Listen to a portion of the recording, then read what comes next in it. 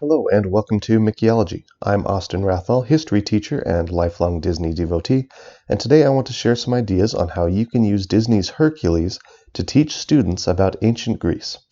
Greece is always one of the most engaging units in a World Civ class, and Hercules can be a great resource in teaching it. So here are a few ways you can use Hercules to support and enhance your students' exploration of Greece. Geography. In world history classes, the standards will often require students to learn how physical geography affects human civilizations. So I would begin the Hercules unit with an introduction to the geography of ancient Greece. This introduces students to the world of the movie and helps them understand that Greece was a collection of city-states rather than a single unified country as they often assume. To do this, I printed out a blank black and white outline map of Greece and handed a copy out to every student. I instructed them to mark the major cities that we talked about on their map and to draw a symbol to represent that area and what its unique characteristics were. For example, they might draw a small minotaur over Knossos to indicate that that is the famous site of the Minotaur and Labyrinth from the ancient myth. I would use the map of Greece I found on BBC Bite Size to identify and talk about the major cities.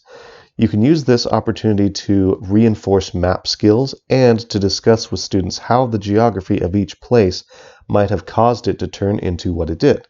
For instance, why is Corinth a major trading center? And how might the geology of Delphi have led to the establishment of the oracle there? One city I made sure to have them add to their map was Thebes, not only because we see it in the movie, but because in Greek legend, Thebes was said to be the birthplace of Hercules. History and culture. Once students are familiar with Greek geography, you can discuss the basic history of Greece. Students usually come to this unit with a lot of background knowledge, which gives you the opportunity to build on what they already know. Once again, BBC Bite Size was a great resource for this because it gives you the highlights of Greek history in very simple language. There are, of course, plenty of other resources available, and you can choose the resource that's appropriate for your students, and you can dig as deep as you want into the history of Greece. As we discuss the basic history of Greece, I would have students write down the major eras in order on a timeline, which I put at the bottom of their map worksheet. That way, once they finished, they had a single resource that gave them a lot of information about Greece at a glance. It also provided a convenient one-page resource for them to study before we did any quizzes on ancient Greece. One of the things students always enjoyed best was learning about Greek culture. Students loved learning about Greek architecture, warfare, etc., and this can be a good opportunity to connect what they learn with the movie. For example, you might assign them to study Greek pottery or statues and then ask them to identify the pottery and statues in the film.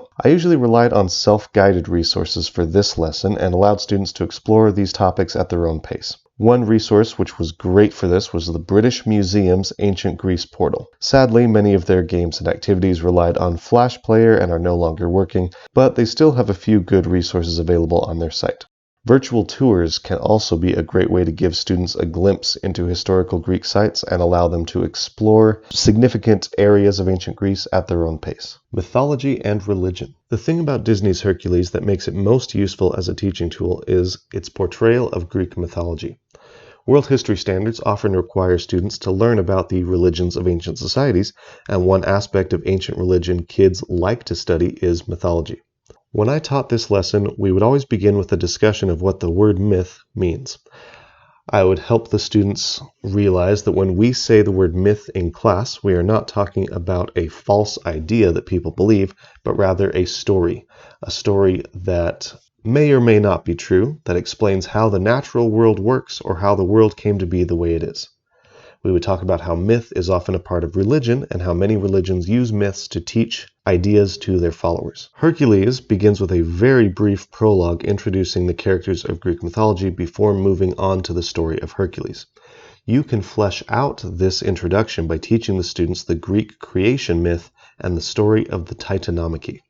This gives them more context when they watch the film and allows them to study a creation myth from an ancient culture. You should obviously choose a version of this story that is appropriate to your students' age and reading levels. Since I taught middle schoolers, my go-to text was always Rick Riordan's book, Percy Jackson's Greek Gods. Riordan retells the origin stories of the Titans and the gods in the first few chapters of that book. There are beautiful color illustrations to accompany the text.